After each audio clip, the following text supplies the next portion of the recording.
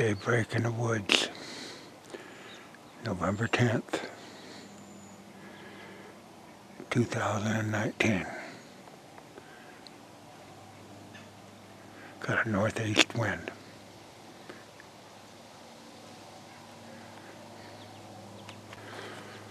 First time in this tree stand for right at a year. So we'll see how it unfolds this morning.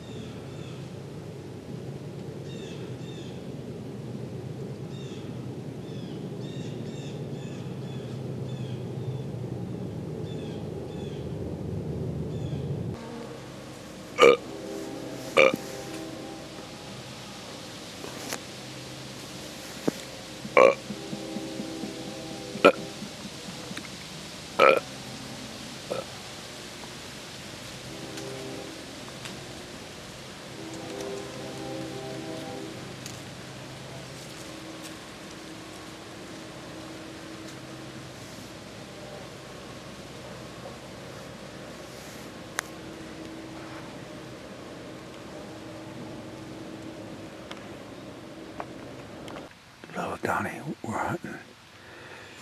He's watching his tablet. Grandma downloaded him a movie, and Grandpa's keeping an eye out for the game for him.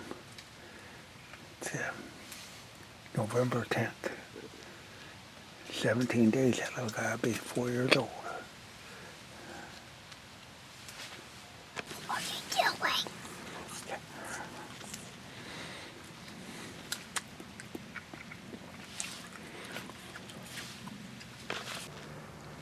Zero degrees, 3 inches of snow,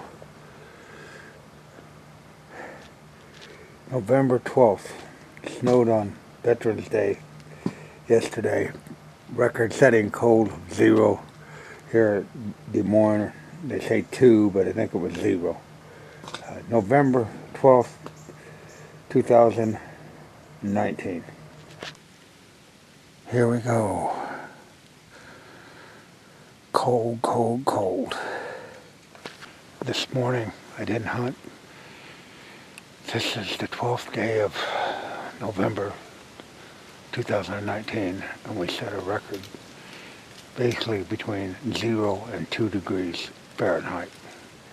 Might have been 2 here in Osceola, 0 up in Norwalk, and got a skiff of snow, about an inch down here, and it's cold. About a 18-degree wind chill factor with the wind coming out of the southwest. What I did, I bought this piece of camouflage netting, and you can see the sun right there.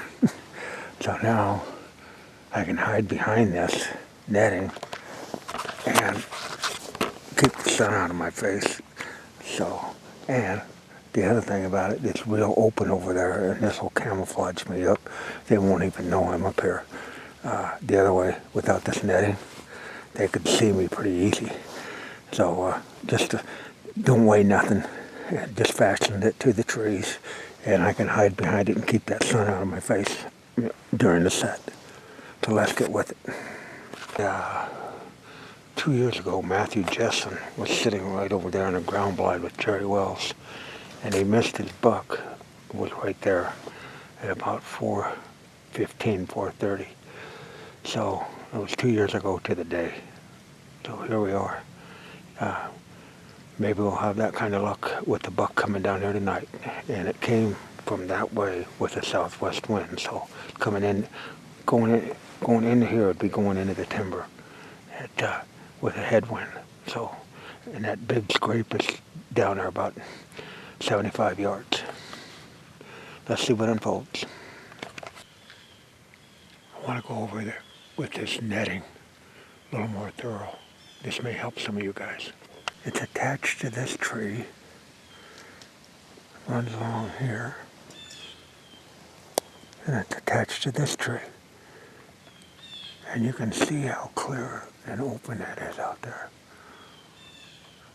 So when you're behind here, that's what it looks like. So it definitely breaks your silhouette up.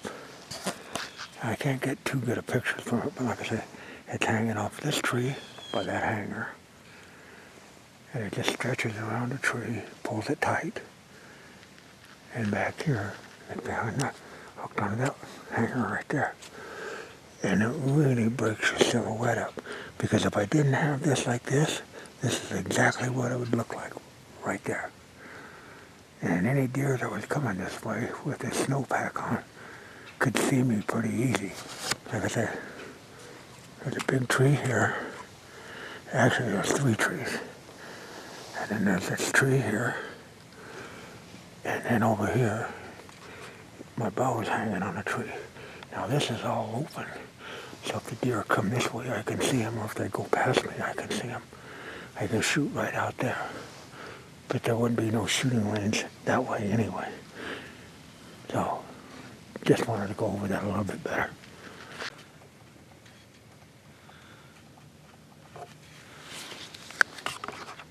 Well, we're up in that cedar tree with a north-facing wind. And this is down in a ditch.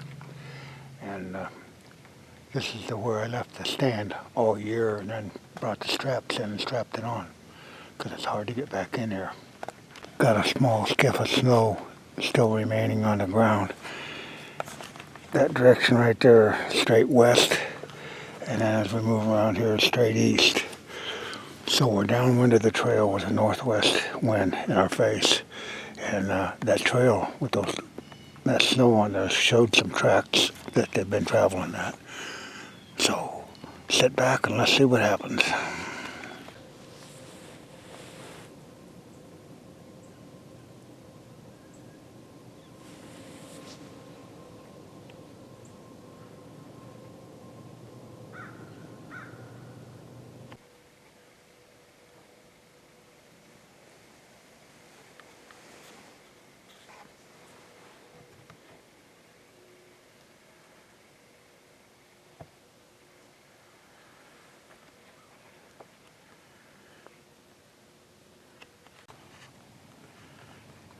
Here we are, Sunday evening, the 17th. Last year on this day it snowed 7 inches. So we're really lucky. But anyhow, we're on a east-west trail. I'm in the tree stand that I left up all year that I showed you previous video, where all I had to do was bring in the hangers and hang it up.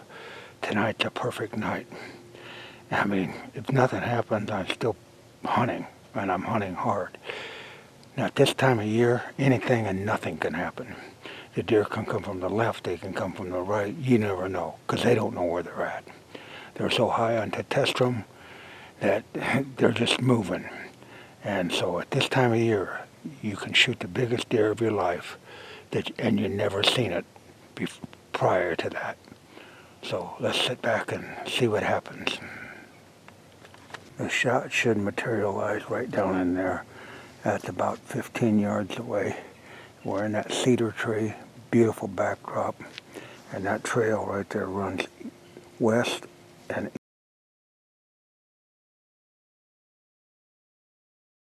east, and it's been traveled.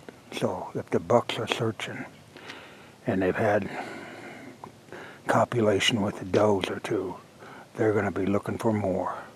They're looking for love in all the wrong places if they come by here.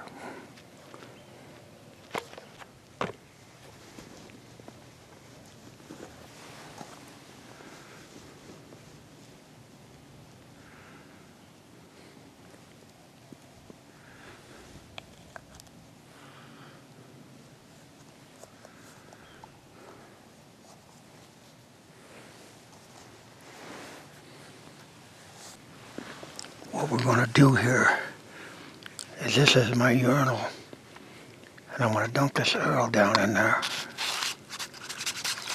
Slosh some pee all around it. Now you can see it's completely soaked with human urine.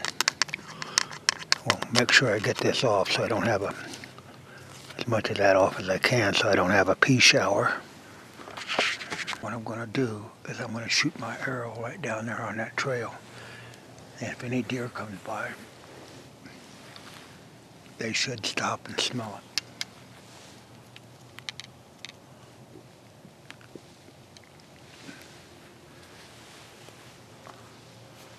So, here we go. I got a leaf down there I got picked out.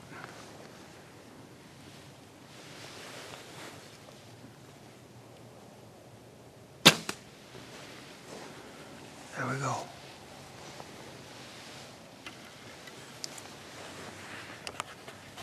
Now you're going to get to see right along with me what will happen if the deer comes up and smells that arrow. You've seen it in the past. They didn't do anything. They just smelled it. They didn't bolt, as the experts would have you believe. So, let's see what happens. Human urine down there on the trail. That's the time that we shot that arrow down there with the human urine on it.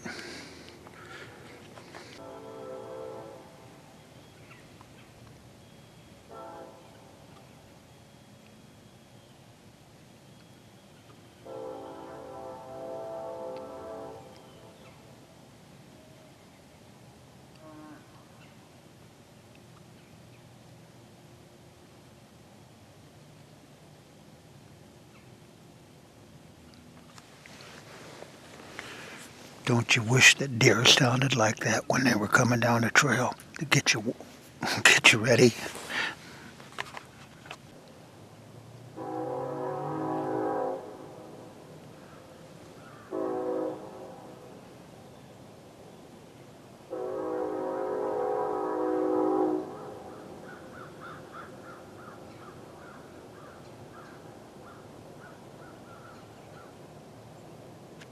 Well, here we go. This year has been pretty slow. It's been one of the weirdest years I've had in a long time. But not the latest that I've went without shooting a buck. And a few years back, quite a few years back, probably close to 20 years. Yeah, it's been all of 20 years. Me and Deb both shot deer on the 18th. That was pretty cool. But, so anyway, seen some real good bucks on the 18th. No, you never know what'll happen now in the woods because there is no formula other than stand time, sit time, put super glue on your ass, have a good attitude, and go to the field. Because it doesn't matter how many hours or days you sat prior to today. That's all irrelevant. It's the moment you're sitting when the big guy comes stumbling through. So keep yourself in the game. Don't take you out of the game with some limp excuse of, I can't see no deer. They're out there. And you're not going to see them if you're not out there. That's the mock scrape. We've hung there for years as a new limb. And you can see it's been torn up pretty good. Now, we got the wind coming to us on a southeast wind right in our face. So, this is what I call the inside corner. I've said that before, but that's what we got. Deer can come from there, from the north, to that scrape. They can come from the east, they can come from the south, and they can come from the west. So, an inside corner.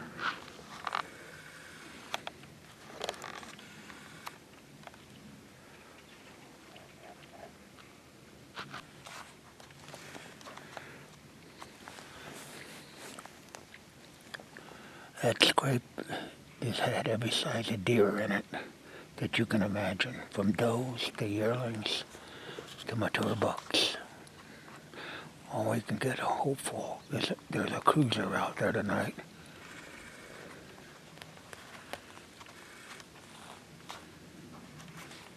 As I look at that scrape, a lot of theories on scrapes have really been broken with the aid of trail cameras.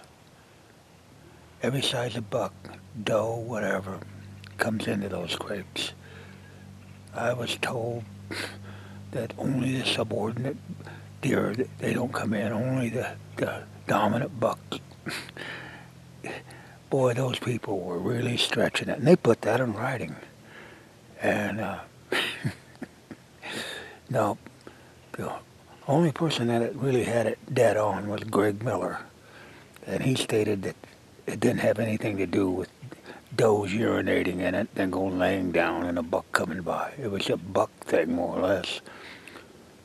Mr. T pees in it, then Mr. P comes and pees in it, then Mr. D pees in it, trying to show dominance, but it has very little to do with does peeing in it and laying down by it, waiting for the buck to come to tend them. And that theory about only the dominant bucks use them, boy, that's been debunked, and all you have to do is look at this trail cam video and it'll verify that. But that's what they put in writing 30, 40 years ago.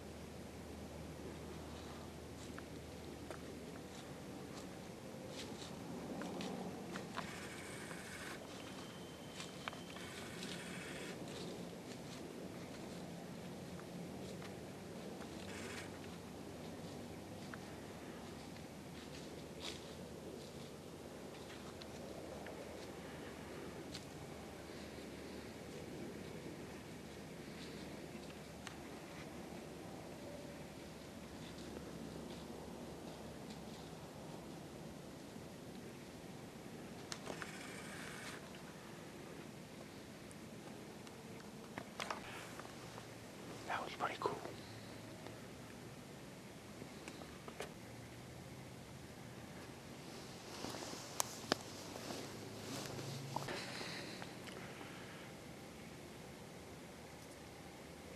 That was a little one, but it was a deer. And that's about the way my seasons went all year. But right spot, right time, just wrong size. So that's going to put a wrap on it. I don't like shooting stuff much darker than this because by the time you give it that half hour you know, blood trailing in the dark. So we had one come in though. November 18th, 2019.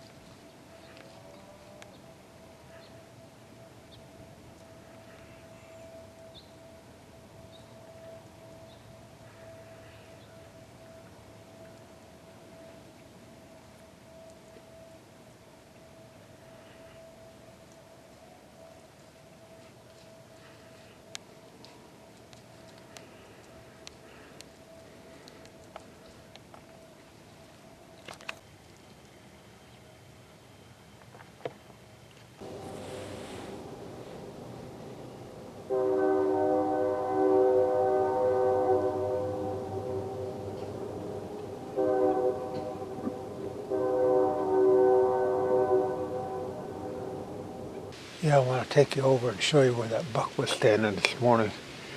And we will step that off from the stand. Here we are at the base of the stand. 1, 2, 3, 4, 5, 6, 7, 8, 9, 10, 18, 19, 20. So he was right in here. There's a stand with a northwest wind, 20-yard shot. This is the trail that he was on. And like I said, he didn't know he was in Dodge. And the reason I'm doing that is just to show you the setup. So you can see, it doesn't take rocket science. The sun was at your back. It's noon now. And you have those 3 trees that break up your silhouette. You notice there's 3 trees that are all clumped together. And so that really helps breaking up your silhouette where you don't have just standing out there. So, and like I said, mere 20-yard shot.